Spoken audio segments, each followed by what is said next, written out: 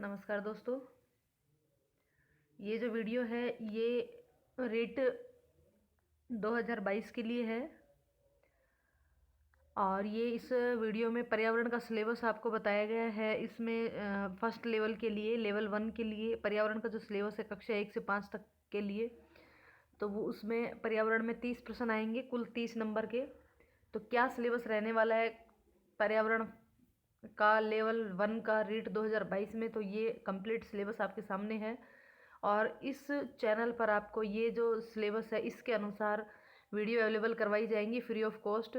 साथ में टेस्ट भी आपको अवेलेबल करवाए जाएंगे, वो भी फ्री ऑफ कॉस्ट। किसी भी प्रकार का कोई भी चार्ज आपसे नहीं लिया जाएगा। बस सिर्फ और सिर्फ आपको चैनल को सब्सक्राइब करके बेल आइकन को क्लिक कर लेना है, ताकि आने वाली हर वीडियो का नोटिफिकेशन जो है वो आप तक पहुंच जाए। बस इतना सा काम आपको करना है, बाकी सब कुछ आपके लिए फ्री ऑफ कॉस्ट रहेगा। तो यहाँ पे हम सिलेबस के बारे में चर्चा कर रहे हैं। रीट लेवल 1 के लिए पर्यावरण अध्ययन का क्या सिलेबस रहने वाला है, देखिए। सबसे पहली यूनिट है परिवार। परिवार जो परिवार यूनिट है उसमें क्या क्या चीज़ हमको पढ़नी है। परिवार का आपसी संबंध, एकल और संयुक्त परिवार, सामाजिक बुराइयां। अब दूसरा इसके अंदर परिवार के साथ सामाजिक बुराइयां आएंगी। कौन कौन सी सामाजिक बुराइयों की बात करनी है हमको? बाल विवाह, दहेज प्रथा, बाल श्रम, चोरी, दुर्व्यसन, दुर्व्यसन में नशाखोरी और धूम्रपान, और उनके व्यक्तिगत, सामाजिक और आर्थिक दुष्परिणाम। यानी कि ये जो सामाजिक बुराइयां हैं इनके क्या व्यक्तिगत दुष्परिणाम है, क्या सामाजिक दुष्परिणाम है और क्या ही आर्थिक दुष्परिणाम है। इसके अलावा वस्त्र एवं आवास, दूसरी यूनिट है वस्त्र एवं आवास। इसके अंतर्गत विभिन्न ऋतुओं में पहने जाने वाले वस्त्र, जैसे गर्मी, सर्दी और बरसात में। घर में वस्त्रों का रख रखाव किस प्रकार से किया जाता है। हस्तकरघा तथा पावरलूम, हैंडलूम और पावरलूम। जीव जंतुओं के आवास, विभिन्न प्रकार के मानव आवास, आवास और निकटवर्ती स्थानों की स्वच्छता, मतलब किस प्रकार से स्वच्छ रख सकते हैं। उसके बाद आवास निर्माण हेतु विभिन्न प्रकार की सामग्री, कौन कौन सी आवास निर्माण हेतु सामग्री की आवश्यकता होती है। उसके बाद तीसरी यूनिट में आता है व्यवसाय। व्यवसाय में क्या क्या चीज़ आएंगी, जो भी हमारे आसपास के व्यवसाय है उनके बारे में, जैसे कपड़े सिलना, बागवानी, कृषि कार्य, पशुपालन, सब्जी बेचना या सब्जी वाला आदि। लघु और कुटीर उद्योग, राजस्थान के लघु और कुटीर उद्योग। राजस्थान राज्य की प्रमुख उद्योग एवं हस्तकलाएं। उपभोक्ता संरक्षण की आवश्यकता, सहकारी समितियां। ये सारी चीज़ें इस व्यवसाय जो तीसरी यूनिट है उसके अंतर्गत आएंगी। चौथी यूनिट है सार्वजनिक स्थल एवं संस्थाएं। सार्वजनिक स्थल कौन कौन से, जैसे कि विद्यालय, चिकित्सालय, डाकघर, बस स्टैंड, रेलवे स्टेशन। सार्वजनिक संपत्ति में क्या क्या चीज़ें आएंगी? रोड लाइट है, सड़क है, बस है, रेल है, सरकारी इमारतें हैं इत्यादि। विद्युत और जल का अपव्यय, रोजगार नीतियां, संसद, विधानसभा, राजस्थान के जिले एवं राजस्थान में पंचायती राज। ये सारी चीज़ें इस फोर्थ यूनिट में हैं। फिफ्थ यूनिट में हमारी सभ्यता एवं संस्कृति। इसमें क्या क्या चीज़ें शामिल की जाएंगी?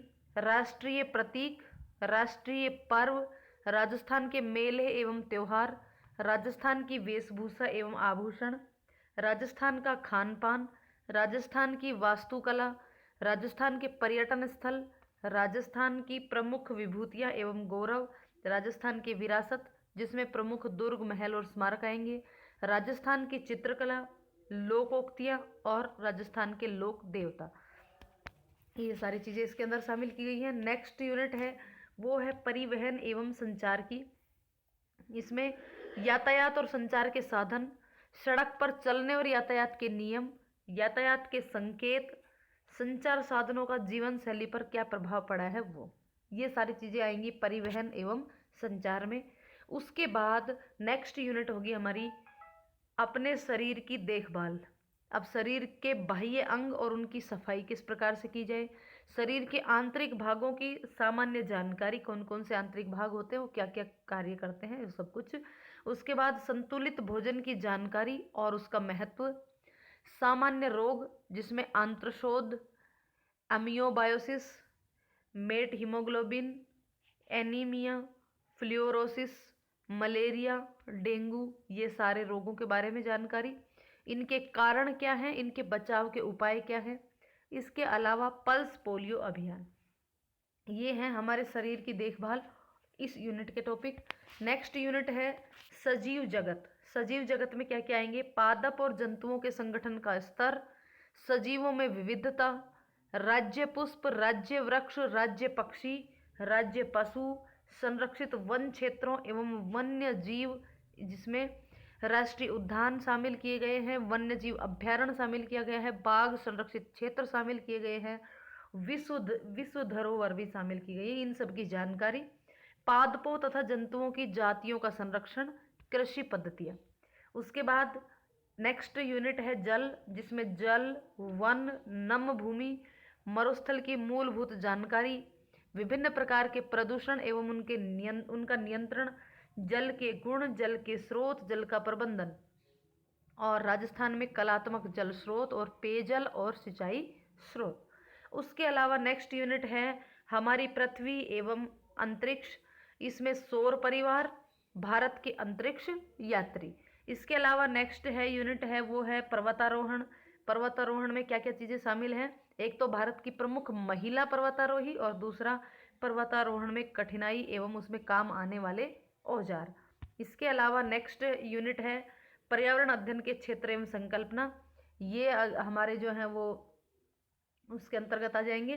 पर्यावरण अध्ययन का महत्व, समाकलित पर्यावरण अध्ययन, पर्यावरण शिक्षा के अधिगम सिद्धांत, पर्यावरण अध्ययन का विज्ञान एवं सामाजिक विज्ञान विषयों के अंतर संबंध एवं क्षेत्र, पर्यावरणीय शिक्षा शास्त्र, यानी कि ये सारे जो शिक्षण विधियाँ वगैरह हैं वो सब चीज़ें इसके अंदर शामिल हैं।